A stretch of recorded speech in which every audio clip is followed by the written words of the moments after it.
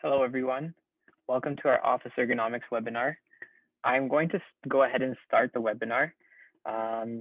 People will hopefully start filing in later, but if not, this webinar is recorded and it will be available to all who have wanted to attend.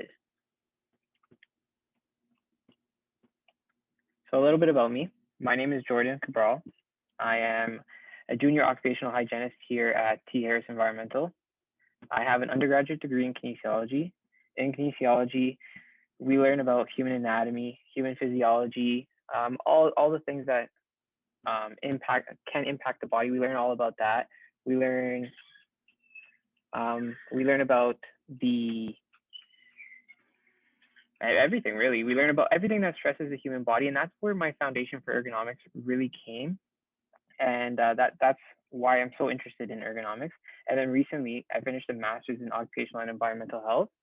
And then this is where I was introduced to office ergonomics, that entire concept, how you assess it, what to look for, why it's so important. And that's what I'm going to be talking to you about today. I'm going to give you a brief overview of what to look for and how to apply the basic knowledge of office ergonomics to better your knowledge and assess your own workstation and those of others to maybe identify ergonomic hazards. And then lastly, my professional goal is to be a registered occupational hygienist, so I'm currently working towards that. So I've already mentioned a little bit of this, but what you will know by the end of today are the following 5 things. So why office ergonomics at home are important. So this is specific to at home because now a lot of us can be working from home due to the pandemic and all that stuff, but it's going to become a norm where we will have the option to be working from home, hopefully. Another thing that we'll learn are the factors that create these ergonomic hazards. I'll talk through everything that you really need to look out for. So that's going to allow you to complete a walkthrough survey of an office style workstation. This can be in your actual office, like a corporate office, or it can actually be your home office. Maybe you don't work in a specific place, but you can look at all the different types of places that you work throughout your house. And then one of the more important things are the common health effects that result from exposure to ergonomic hazards. This will allow you to kind of pinpoint that maybe I'm feeling this pain, or maybe so-and-so is feeling this pain, and it could be related to ergonomics. You'll be able to kind of identify those or screen for that. And then lastly, because of my kinesiology background, I know a lot of exercises. I enjoy exercising. And I think providing you with some exercises will be very beneficial to get you moving out of your seat. And you can do that while at work to give yourself a 5-minute break just to do some of these quick exercises. So the first thing, the importance of office ergonomics at home. In Ontario, we have the Occupational Health and Safety Act, and it's usually a green book. Most often than not, it's a green book, and every workplace should have it hanging somewhere. We most likely walk by and not even notice that it's there. But inside of it, it states the legal duties for employers, supervisor, and a worker like yourself. So we'll start off at the employer. So what's the employer's duty in relation to office ergonomics and how that applies to working at home? So in the Occupational Health and Safety Act, it states that every employer should take every precaution reasonable in the circumstance for the protection of their worker. In English, or in a language that most of us will understand, is the worker needs to understand and do everything that they can to protect you from exposure to a hazard. In most cases, the worker doesn't possess that knowledge to identify that a hazard exists, such as an ergonomic hazard, because we're so accustomed to sitting down at a desk that we don't really know what to look for. And then that's why this webinar is important, because it'll help you satisfy clause 28(1)(d), and that tells us that a worker shall report to their employer or supervisor of the existence of any hazard of which he or she knows. So maybe before this webinar, you didn't know that there was a hazard that existed when you were working from home or in your actual corporate office. But after this webinar, you'll have the knowledge to screen your workstation and identify the existence of any hazard. And then from then, your employer has the responsibility to act on that and make sure that you are protected if they deem that something may be wrong. So like the last point says, and like I've been saying, is whether working from home or in your regular workplace, this is always valid. As long as you're doing work for this company, no matter where you're working, your employer is responsible to make sure that you are safe. And at home, they're not entirely sure, or they don't know what your home furniture is like, but in the office, they have somewhat of an idea that your chair looks like this, or your desk is set up in this way. And so with the knowledge that you're going to have today, it's going to allow you to identify these things, bring it up with the employer and your supervisor, and then an assessment will help your supervisor and employer understand your workstation from home and better protect you. So occupational hygienists, professional ergonomists, those type of people who do have the expertise and the technical skills to assess ergonomics. In Canada, will follow the gold standard here. It's the CSA Z412 2017 Office Ergonomics and Application Standard for Workplace Ergonomics. Big mouthful, but what this is it's our standard. It's what we follow. It has what to assess, how to assess it, what to compare it to, that sort of thing. And then it allows for some room for interpretation from the professional, someone with experience to, create a recommendation that is suitable for that specific person. A lot of the values here are for the 95% of all females and 75% of all males, typically because males are larger than females, but it wants to encompass as many people as possible. That's what it is. It wants to look after somebody who is 5'2", but it also wants to look after somebody who is 6'2". Right? Big gap in size and body type, but it wants to make sure that everyone is accounted for, or most people are accounted for. So the factors that create an ergonomic hazard. There's 5 main categories, and then in each category, there are individual factors that we have to look at when we break it down. So the first is going to be our equipment, the chair that we're using, the type of screens that we're using, where are these things located, same thing with the keyboard and mouse. I have some interesting information about those that we might not really think about. And next would be workstation design. This isn't the shape of your workstation per se, but it's the location of equipment that you're using on your workstation. Is your workstation big enough? Would fall under characteristics. The type of finish of your workstation, is it shiny, matte, that kind of stuff. Repetition. This one I think is my favorite because it's often overlooked. An office job may seem like a light task, but in reality, there's a lot of frequency of motion. There's a lot of static postures. There's a lot of awkward postures. So that plays in with the repetition, the amount of static postures or the amount of awkward postures that you're in. And then it also goes into the posture category that I have below. We're also going to look at duration of tasks in repetition and the number and length of breaks that you're taking when you're completing these tasks, in between the tasks, the types of breaks you're taking. And then with posture, like I said, I'm going to be looking at awkward postures. We're going to help identify what awkward postures are, what static postures are, how are they considered awkward postures, why are they considered static postures, that sort of thing. And then the most controversial thing relating to ergonomics is sitting versus standing. Which one is better? Are they the same? I'll let you know, and I'll tell you what to look for. And then last, lighting. This one's the most difficult to assess or requires the most tools, I guess, but it's also a thing that you can just feel off of senses. So a lot of the questions that you'll ask yourself or somebody would be, do you squint when you're looking at your screen? Do you have headaches? Are you uncomfortable? What do you always have your blinds open? Do you always have your blinds closed? Are you always sitting like this? That sort of thing plays into a role. So it's very much measurement oriented because you want to know how much light, but then it's also a feel and a sense of what the person's experiencing. So first is our equipment. We're going to look at our chairs. We love to be comfortable, and that's why most often than not, we typically gravitate towards something comfortable like this type of office chair on the left.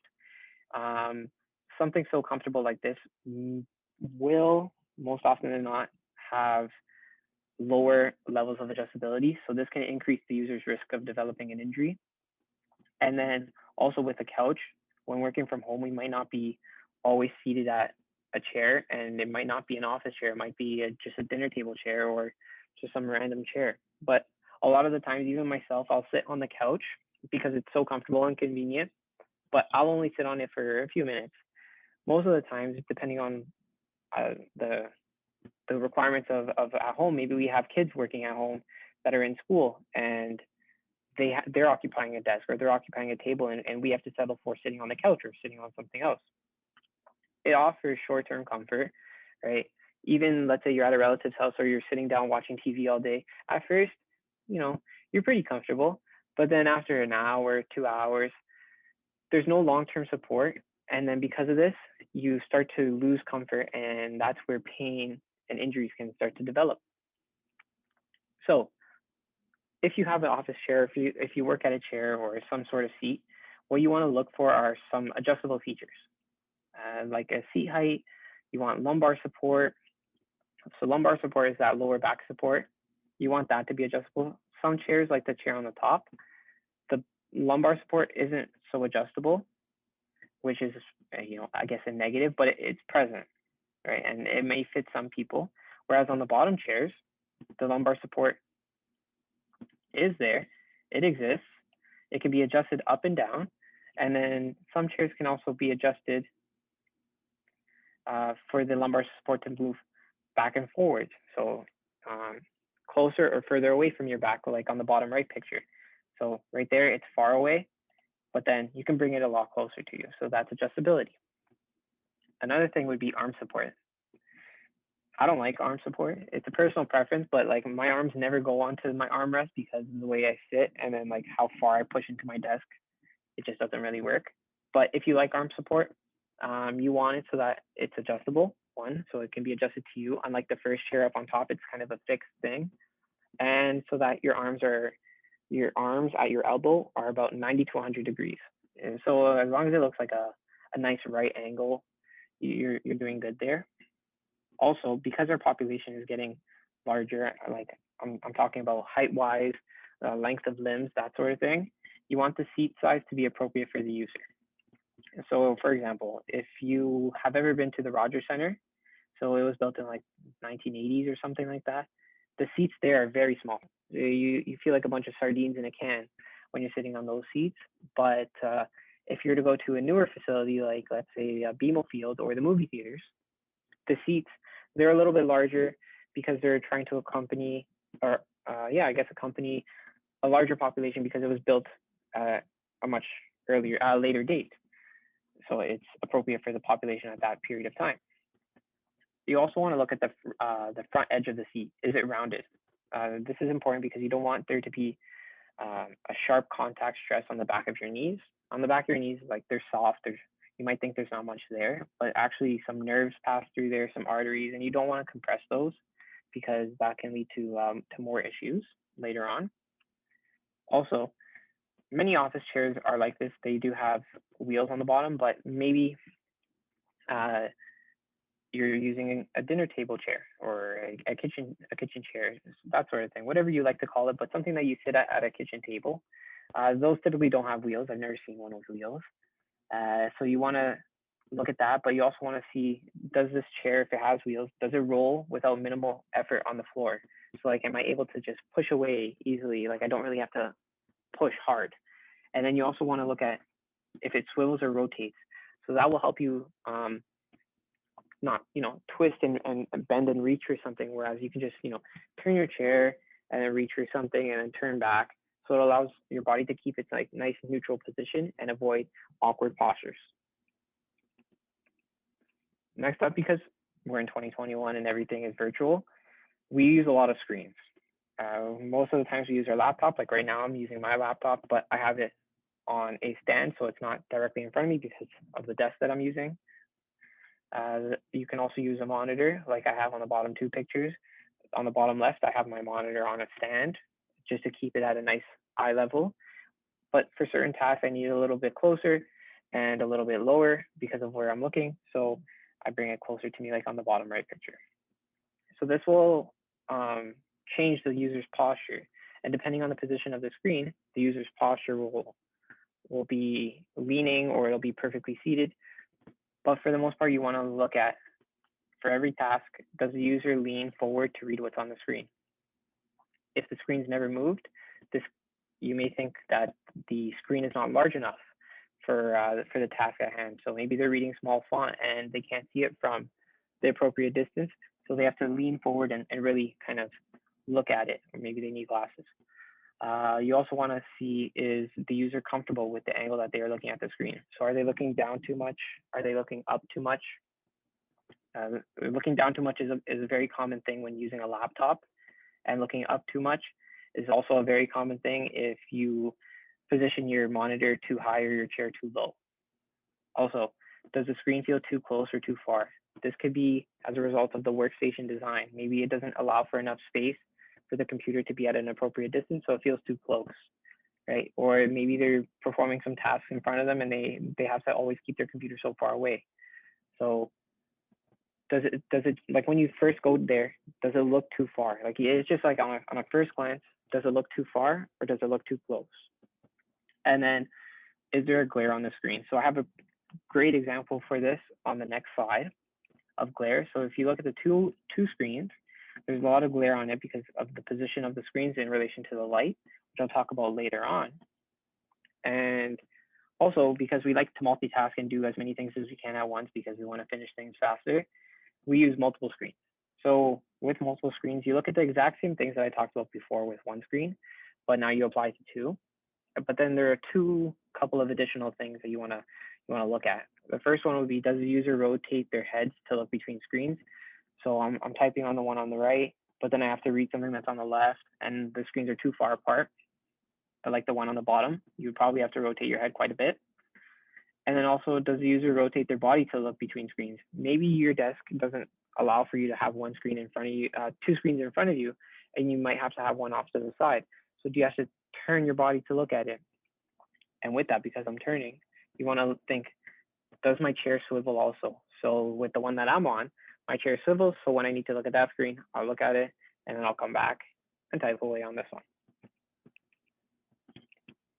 Document holder, this is kind of Stone Age technology, I guess you could say, because everything is virtual, but sometimes we do use papers. And what you want to look for, this can also apply for tablets, cell phones, because we're reading it off of a device that's, I guess, being used in substitution for paper. First thing you want to look at is, does the user alternate between looking at a screen and other documents? That's the first thing. So even if you don't have a document holder at your station, but you want to know if you need one, first thing is, do you look between a screen and other documents? Tablet, cell phone, same thing. So yes or no. And then you also want to look for where the document is located in relation to the screen. What you want to do is you want to avoid what's going on in this picture. This person is looking so far to the right and they're having neck rotation, they're having neck extension on this side, but then also neck flexion on that side. And combining all those things together is just awkward. Just imagine you have a bunch of spaghetti noodles in your neck and you're just twisting and bending them. They don't look good. They're all tangled up. And think of those as your muscle fibers. And after doing that repeatedly or holding it for a long time, that can cause some muscle strain. Also, if they need a document holder and they are using actual physical papers, are they flipping through many pages? So this is appropriate for the type of document holder that you'll be using.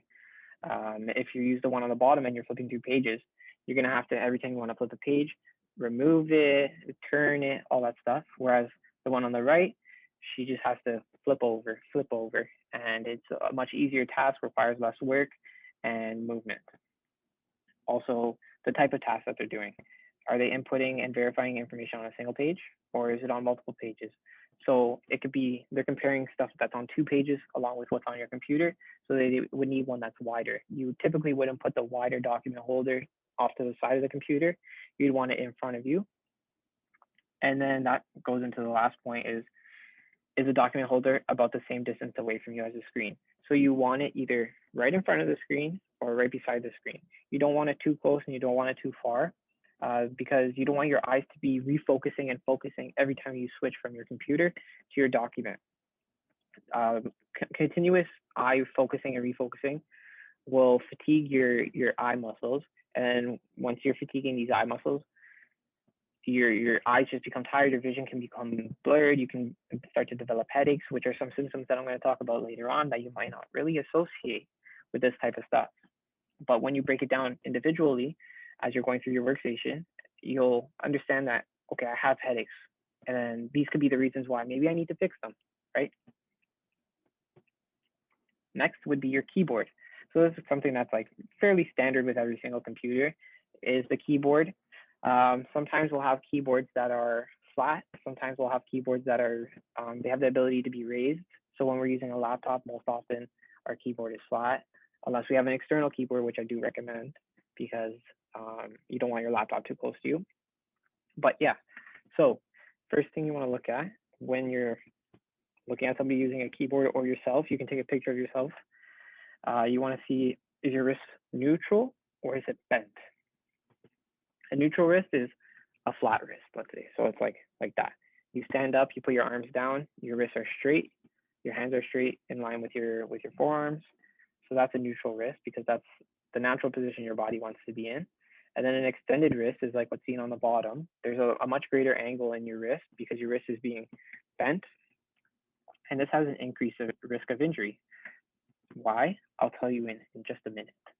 But you also want to consider, in addition to if you have a neutral or extended wrist, where are these wrists being rested? Because if you combine a wrist that's bent and being rested on a table with a squared edge or a pointed angle, that increase your risk even more, right? So you want to look at if the table has a rounded edge to it, or if it has a pointed angle to it. Are you resting it on the keyboard? Are you resting it on the flat surface of the table? That sort of thing. And then is the keyboard flat or is it elevated? Which position is it being primarily used in? Because I've seen some people trick me and they know that they shouldn't be using their keyboard so elevated. So they remove those little legs on the bottom and put them like nice and flat. So they're like, yeah, I've been using my keyboard like this. But you want to really identify which one are they using it most often. And then one that we don't think of is if the keyboard has a number pad on it. So laptop keyboards don't typically have number pads unless it's you have like one of those really big laptops. But most desktop keyboards do have a number pad. And with the number pad, it doesn't affect you when you're typing really because of the way you position your keyboard, but it'll affect you in the way that you're using your mouse, right? Which I'll show you on the next slide. But I'll talk to you about the importance or why an extended wrist is so bad for you. So when your wrist is extended, you're compressing, you have more chances to compress and overuse the muscles of the fingers and their tendons. So when doing so, your wrist is extended and your fingers have to travel a larger distance to reach the keys. So that means your finger flexors are moving more. So there's more repetition there and more forces are being created. And then when you're laying it down onto a sharper edge or onto a surface, you're creating a contact stress here in your carpal tunnel. So you'll have two bones right here, and going across those two bones is a ligament, and then underneath that, it's literally a tunnel. So you have your finger flexors that pass through there, and then you also have a nerve that passes through there. So those are the most important because those are very related in terms of carpal tunnel syndrome. So having that contact stress reduces that space in that carpal tunnel because now it's being compressed. And then the constant movement, because you're needing to move your fingers a lot more and a lot more frequently from typing with an extended wrist, you're going to be creating some irritation because when you don't have as much space and you're trying to pull something, there's more resistance, more things are being put into a smaller space and being compressed, irritated. And then when something is irritated in the body, it becomes inflamed. Inflammation, very bad because it also decreases space even when it's not being compressed by something like a table. And that's where the injury starts to result. Your median nerve becomes compressed along with all the other tendons because those are swelling from moving so much and being irritated. Your median nerve starts to get impacted because you start losing function and senses in some of the fingers that nerve innervates, and that's what causes carpal tunnel. So having an extended wrist is one of the risk factors for developing carpal tunnel syndrome, along with typing on a keyboard, performing repetitive hand movements, and having contact stress for long periods of time. So like I said before, having a number pad on a keyboard is very important. You want to identify it, and I'll explain here why, and it has something to do with your mouse. So when looking at your mouse, you want to see if it can be adjusted for left-handed or right-handed use. You also want to ask yourself, where is my mouse being used in relation to the body and in relation to your keyboard? So are you using the mouse in front of your body, fairly close? Are you using it out to the side of your body? Are you using it in front of the keyboard, so away from your body, right? And then when holding your mouse, you want to look for the following. Is your wrist straight? So meaning like this. It's not bent, it's not like that, right? It's not extended, it's not flexed. It's nice and straight, nice and neutral. And then same thing with your forearm. Is your forearm pointing straight, or is it off to the side a little bit? So that's what you want to look at. And that has something to do with the number pad, because I'll show you here. So on the short keyboard, this green line represents where we set up the keyboard in relation to the middle of our body. And then if I show you where we typically set up our normal keyboard in relation to our body, we set it up about there, because we like to set up our letters in front of us, directly in front of us, because that's what we're using most. So look at how big of a distance it is on the normal keyboard from the middle of your body to your mouse, just because of that number pad and like those other keys in between there. But then if we have a mouse that's adjustable, if we don't want to change our keyboard, or if we have this keyboard, but if we have a mouse that's adjustable, check this out. If we move it to our left side, this is good for left-handed users in any case, because it's kind of awkward using your mouse on your right side if you're left-handed. But in a case where you have a number keyboard, if you were to move it to your left side periodically, you could bring that mouse closer to your body, give your right arm and your right shoulder a break, and it's kind of a preventative measure that you can take, but it's also something that you want to look for if this can be done. So why you want to give your right side a break is because having your arm externally rotated will decrease the amount of space here in your shoulder because of some different, I guess, in simple terms, some hills and valleys in the bone. So in anatomy, like your anatomy, in this position, your shoulder has enough space for some tendons to pass through. But as you start to externally rotate your arm, some of those hills on your humerus here will start to creep into your shoulder space and decrease that amount of space. And that decreased amount of space will, like in your carpal tunnel, create some compression, some irritation. With those things, you'll get inflammation and then eventually pain and injury. So common types of injuries to your shoulder will be rotator cuff syndrome, for example.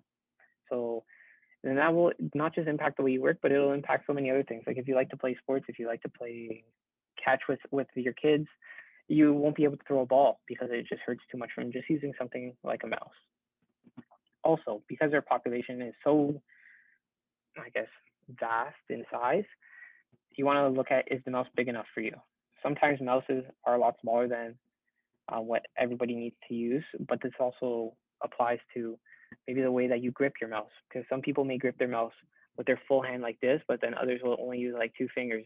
So they don't need that big of a mouse, or they do need a bigger mouse. So is the mouse big enough or small enough for you? Do you grab the mouse the way you want to? And then also, is your mouse good? And that's a basic thing. Is your mouse good? Does it respond to light touch? Although, like, you're clicking and it's, not that much force that you're applying, but just that little bit of force over and over and over and over again can cause some stress and strain on your body, developing some injuries potentially. But if you have a mouse that responds to light touch, you don't have to click it too hard, and you do that repetitively, your repetition doesn't decrease, but the amount of force used decreases. So now your level of risk also decreases. So that's something that you want to look out for. And then with workstation design, this is more specific to location of items. So the first thing is, where are the items that are necessary to perform the task and frequently used located? So these can be your keyboards and your mouses. So those should be located in your primary reach zone. So like in mine, my keyboard is located in the green, the primary reach zone, as close to your body as possible, where it's comfortable.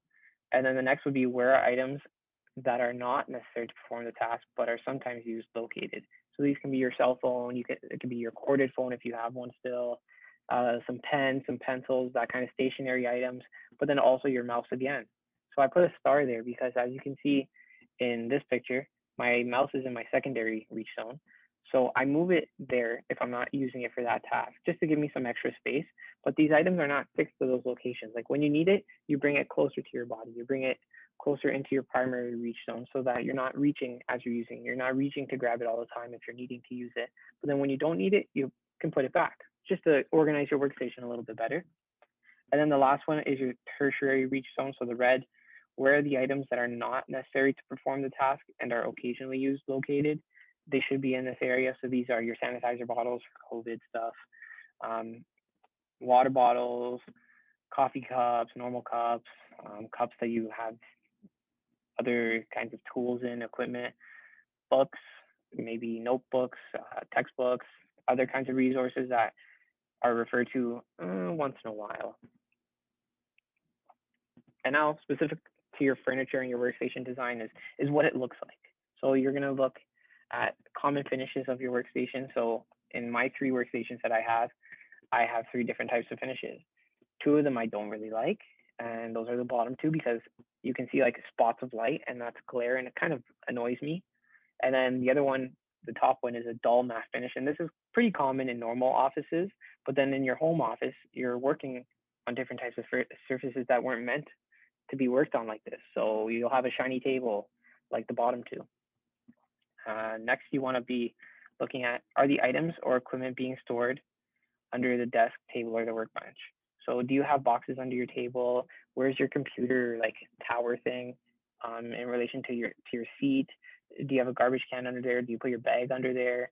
Do you store things under there? Is there enough space under your workstation for you to comfortably sit in there all the way up against your desk or your table?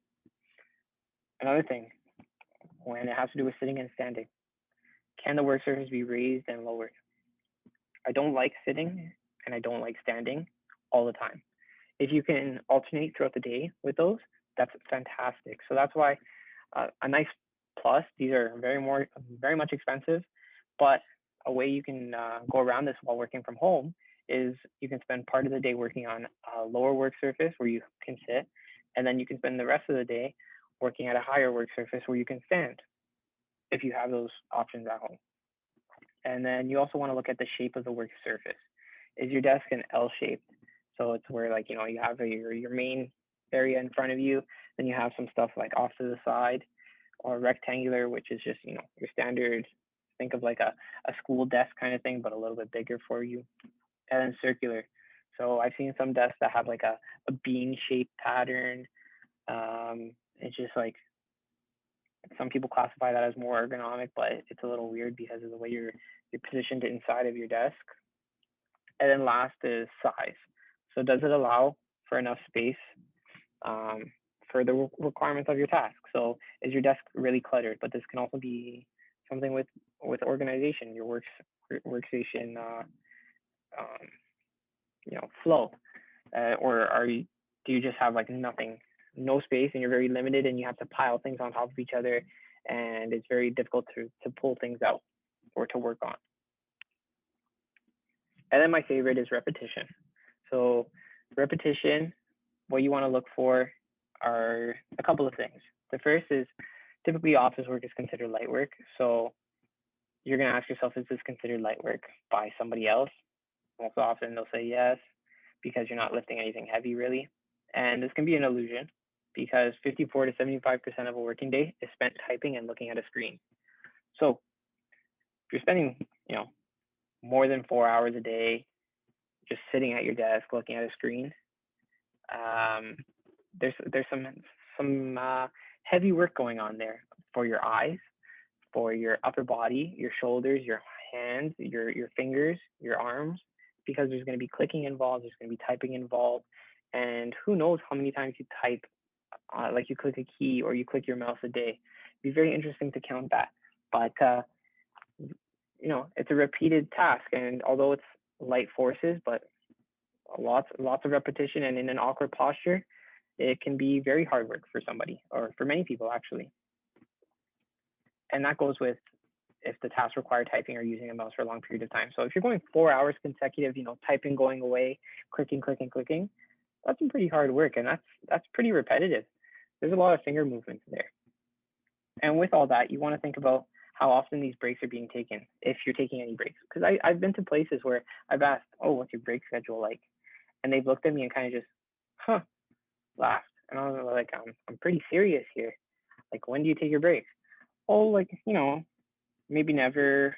Maybe I'll maybe take one break to go to the washroom. So like, how often are these breaks that you're taking? And that's what you really want to think about it, because sometimes we don't even remember to take a break. We are just so focused on our work, and when we take a break, it's only maybe to go to the washroom. So that's a micro break. So you're going to also ask, are there micro breaks?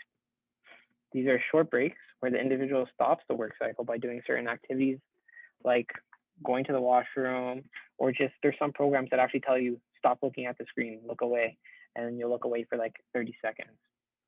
But the most important thing is get your body moving, and that's moving from your static working position, getting up, going to make a coffee, just going to go look outside the window, who knows, just something to get out of your chair. Then posture. So these are typical postures that somebody will have at their workstation on the right. The first one, it's somebody sitting with a nice, what they think is a good posture, straight back, whatever, looking at their computer. Another one would be somebody on their phone, reading on their desk on their phone. Another one's answering a phone while performing some other tasks on the computer. And the other one is, it's 3 o'clock and you're sitting at your desk working on your computer, and you've given up with your good posture, and now you're leaning on your desk. So what you want to look for in terms of posture throughout the day is, does this task make the user stay in one posture for a long period of time? Do they stay seated like in number 1 for a couple of hours? Do they stay seated like the one on the bottom right for a couple of hours? How long are they on the phone for in that position? Does the task make the user reach for something multiple times, or reach and hold for long periods of times? Let's say it's not in the item's not in the correct zone, and they're constantly having to go over here, or they have to hold something down for a little bit and type away. Another thing would be, just, do they look comfortable when at the workstation? Especially if you're doing this for somebody else. Yes, this is a good one. So you can walk up to their workstation while they're working, if they're there, and you just look at them and be like, you don't look comfortable. Or I'd do that a totally different way. So that's what you want to ask yourself. And then this one is one of the most common things anywhere, and no matter if it's for work or for anything, is rounded shoulders. Almost everybody will have rounded shoulders because we have tight chests in today's society. Tight chest because everything we do is in front of us. We're reaching for everything in front of us, like all these pictures, being on your cell phone, whether it's at home, not at work, that kind of thing, in front. Driving, hands are in front. Typing, hands are in front. Eating, hands are in front, right? So your chest muscles are always working, and your back muscles are hardly ever working, right? So they never get to retract your shoulders and bring you back into that neutral position because your chest is stronger. You also want to look at, is the back straight? Having a straight back is not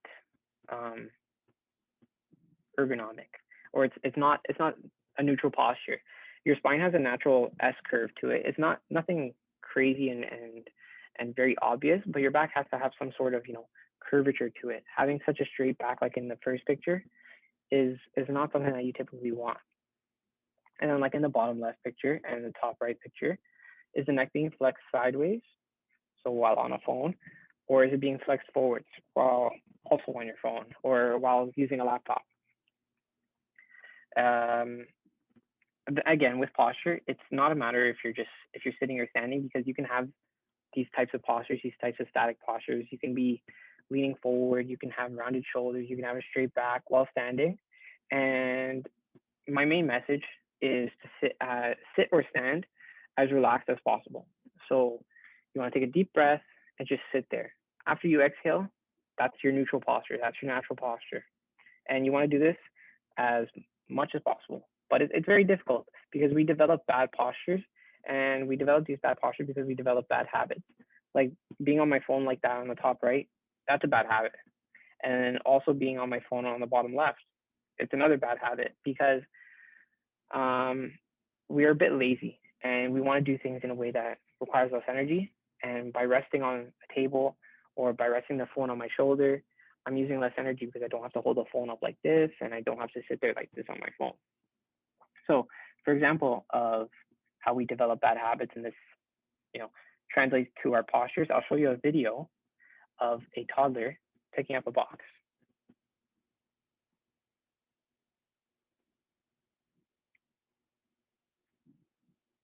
So this little guy here. Okay, so yeah, I'm back to what I was saying. Most likely none of us pick up a box like that. A toddler does it because they haven't had enough time to pick up a box in a different way where they learn and realize that, oh, this requires less energy. So that's why they do that. And like I said before, on the bottom left picture and the top right picture, we lean on things because it requires less energy. So we use other objects to support our body, or we bend over and not bend our knees to pick up a box because we use less energy by not bending our knees, that sort of thing, and it's faster to do. So the main thing here is you want to, what I learned in undergrad and my main message throughout ever since I've learned this is to always engage your core. So your core isn't just the muscles in the front, the rectus abdominis, it's the muscles on your side, so your external obliques, but then it's also the muscles on your back, like your latissimus dorsi, your erector spinae group. So you want to keep all of those engaged. And by keeping that engaged is like I was saying, you want to take a nice inhale and then exhale. When you do that, you kind of like reset and you're activating your core. One way I think about activating my core while sitting down is contrary to what people say when you want to flex your abs. It's instead of sucking in, I say push out, because when you push out, you create some pressure in your abdominal area, and that helps stabilize your spine and keep it in a neutral position, and it keeps you in that good posture. And having that engaged core will make sure that you're protected from lower back injuries, because those are very important. And same with upper body injuries in your shoulders from having rounded shoulders. Your core in 2021 is not used often. So we lose our strength, our muscle strength in that area. And over time, when you're not using muscles, they start to deteriorate and you're not as strong. So that's why we become slouched or we have poor postures, because we're so used to just sitting there and not activating our core as much and being sedentary. So by learning and having these physical cues of breathing in and breathing out will allow us to engage our core and better protect us and keep us in that neutral posture. This can be applied when you're standing and when you're sitting. I like it when it's standing because you like puff yourself up a little bit and you feel good, like you give your back a break, which is nice. And then lighting. So this one is, we're going to look at the different types of lighting. So the different sources of light in an office, in your corporate office. So like the picture on the left, we have light coming from the ceiling, light coming from my screen, light coming from outside, those windows that are in the distance there. And then at home, you may be working in your basement because you want some peace and quiet. So you might not have that much light. You might have a window, but the window might be covered like the one in mine. Or you might have one single light, which is on the roof, but it's also, where are you sitting in relation to that light? Are you sitting directly under it? Are you sitting directly beside it? Is it behind you? And then a task light. So like on the right picture, I have a task light, and that could be used periodically. I don't really like using it because of the finish of my work surface. It creates a little glare, so it just has to be positioned onto a piece of paper where it doesn't create glare. So now let me break that all down. Some very simple things to look for. So like I mentioned first, where are your sources? And then you have artificial and natural light. And then where are you in relation to that artificial light source? Ceiling, are they on the wall? Then where are you located? Beside, behind, that sort of thing. The lamp, does your task even need a lamp? If not, chuck it. Give your workspace some more, give your workstation some more space. Also, are you near a window? And then with this window, are you in front of it? So like, do you have your desk positioned right up against it, or is it, off to the side a little bit? And then this window, do you have blinds or curtains? In the CSA standard, it talks about if you're facing east-west, you should have, horizontal or vertical blinds, that sort of thing. But for the most part, does the window have curtains or blinds so that I can, reduce the amount of light coming into my room?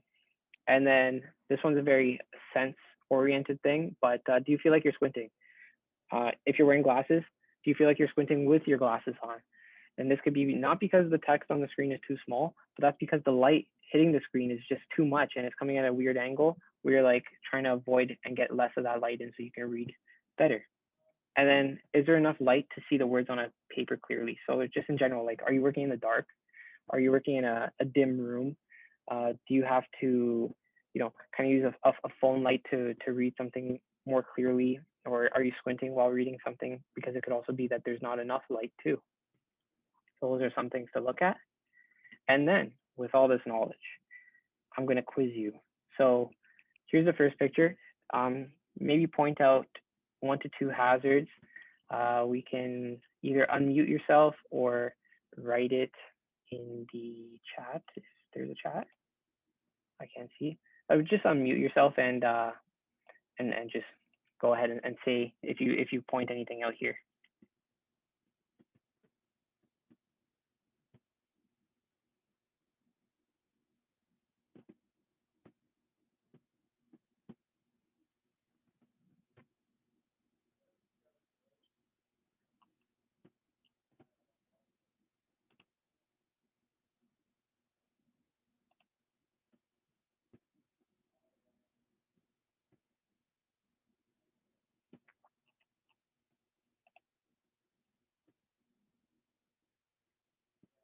Anyone find anything? This one's a little difficult. There's not much to it.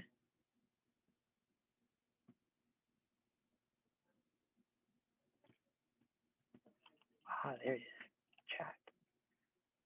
Yes, Jennifer. There's stuff underneath the desk. On the left, there's the computer tower and the garbage can, which may be obstructing their legs from going in all the way, which it is, because this was like when I first started working there, so I had to reorganize my work desk. But yes, that's good eye. The next one, this one will be a little easier. Can anyone see what's wrong with this workstation?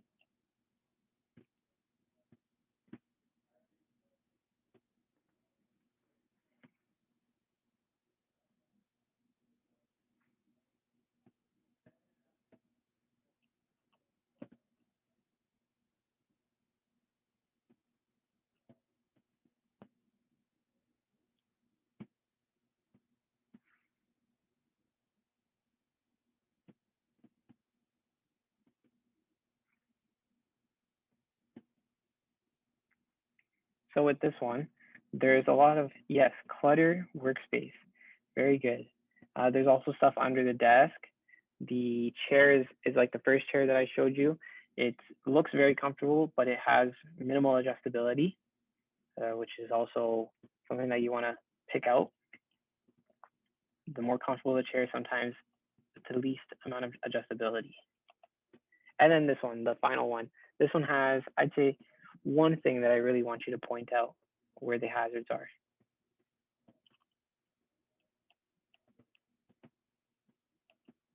Oh, yes. I guess so.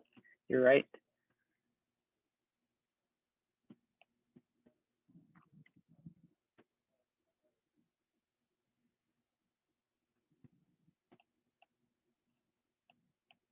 Oops.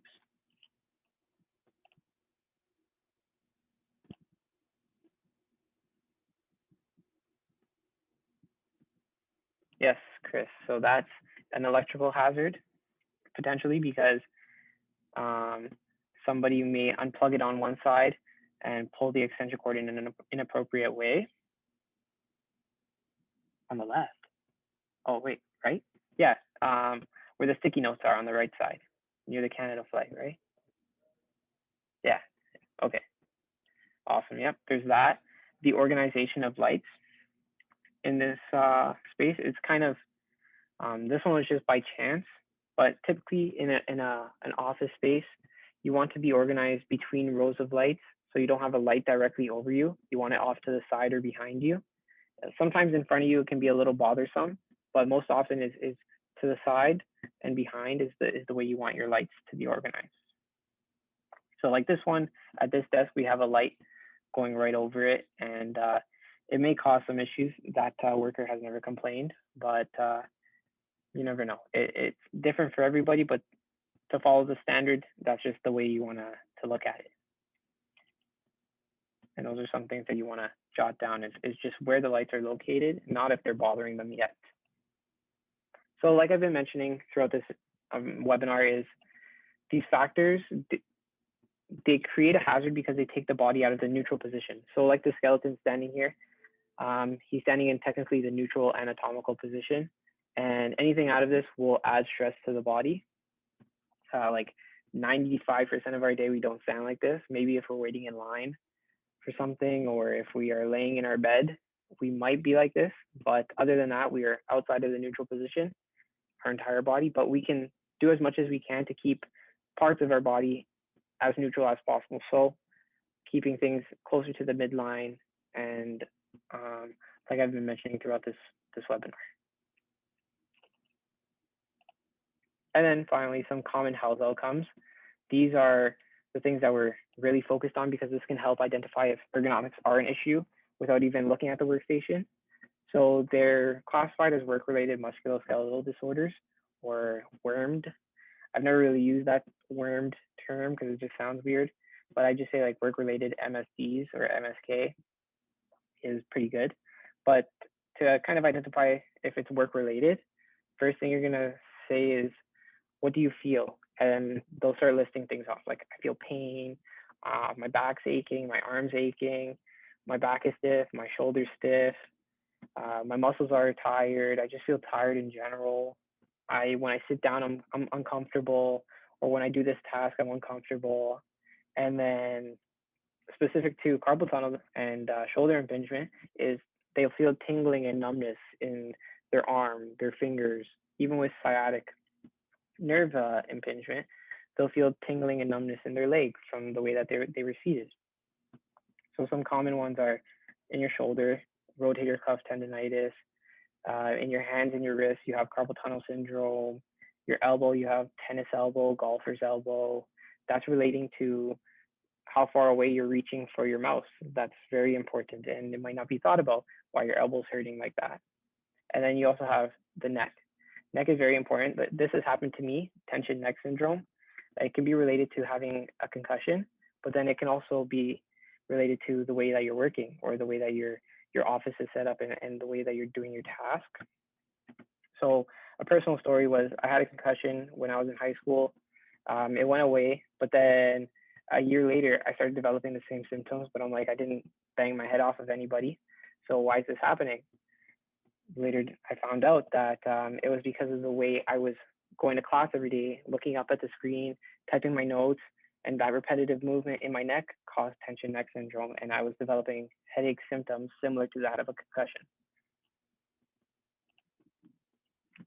So additional health outcomes that aren't so physical, but more the way you feel are chronic fatigue. That can be associated to a poor workstation setup, headaches associated to tension neck, but also working too hard. It's kind of funny, working too hard, but working too hard in an uncomfortable position can cause headaches. Working for too long of a period of time in a non-ergonomic workstation, or a workstation that exposes you to too many ergonomic hazards. Eye strain, and this can damage your vision permanently. So this results from the constant refocusing and focusing of your eyes from a document, from another kind of screen. You'll also have stress. Stress is a big one. This depends on the type of job that you have. Higher stress jobs, you'll feel more tired. You'll just feel mentally drained, and having a poor ergonomic station can just make that feel worse, because now your entire body's feeling that stress. And then, because my kinesiology background, I'll walk you through this first exercise. We're running really short on time. We're actually over the 1 o'clock. I'm so sorry. but I'll run you through this one exercise here. I have a couple more exercises. I can provide them to you if you would like. Just contact us at the contact information I'll show at the end, and I'll be able to send you a sheet with all these exercises that you can do on your spare time while at work, taking nice micro breaks. So the first one will be the fist hook. So you'll have your starting position just like this.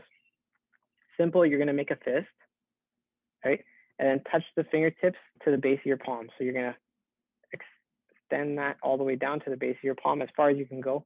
You feel pain, stop.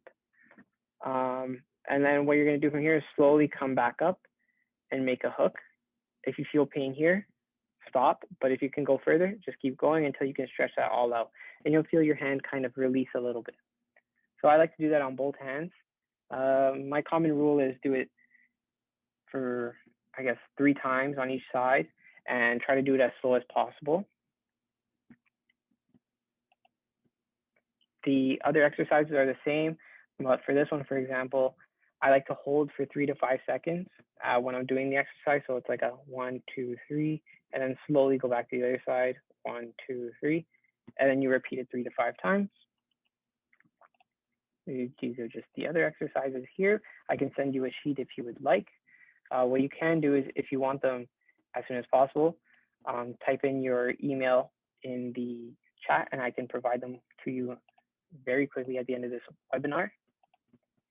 If you have any questions or feedback, please do not hesitate to ask.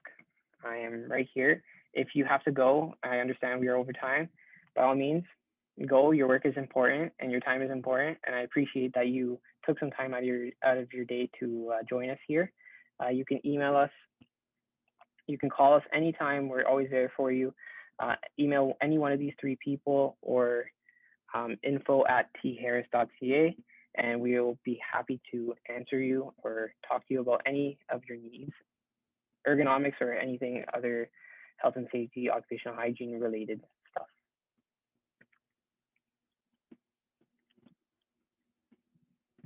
Does anyone have any questions?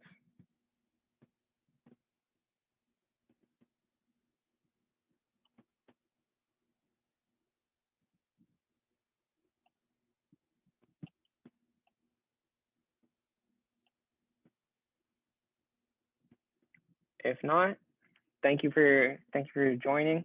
I really appreciate it, and I hope you have a great day. I'll be on for the next little while in case somebody says anything. And you're welcome, Jennifer. Thank you for the appreciation, and thank you, Chris, for the appreciation.